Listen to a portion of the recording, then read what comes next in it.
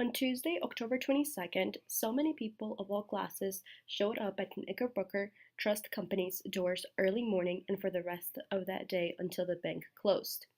They had gone back to reclaim their deposits.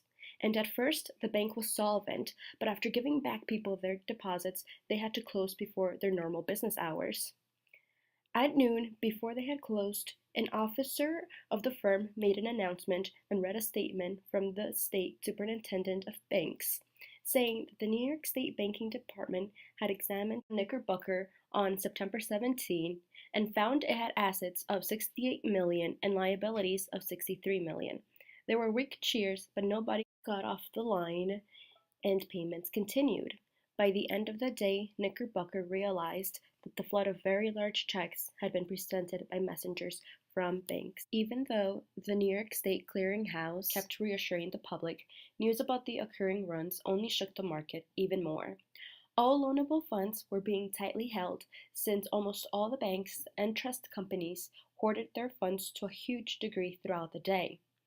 J.P. Morgan and his associates later found out that the bank runs weren't limited to Knickerbocker. Among these was a large company in New York City called the Trust Company of America. Morgan summoned the Secretary of the U.S. Treasury, George Cortelyou, to New York. The Secretary said that he was ready to deposit government money in the banks to help increase the money supply.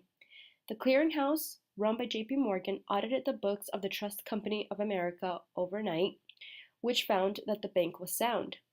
On Wednesday, October 23rd, Morgan then declared that that was the place to stop the trouble. As the run occurred in the Trust Company of America, Morgan worked with Stillman, president of the National City Bank, and Baker, president of the First National Bank, to liquidate the company's assets to allow the bank to pay depositors. The bank survived to the close of business, but Morgan knew that additional money would be needed to keep it solvent through the following day. That night, he assembled the presidents of the other trust companies and held them in a meeting until midnight, where they agreed on loans of $8.25 million to allow the Trust Company of America to stay open the next day. However, their agreement was not executed.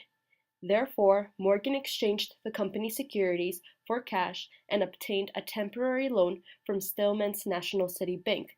The Trust Company of America was saved a second time in as many days.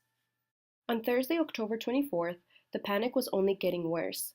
A shortage of money had occurred on the New York Stock Exchange. At 10 a.m., the call money interest was around 6%, which is normal, but by 1 p.m., call money was being loaned at the extreme rate of 100%.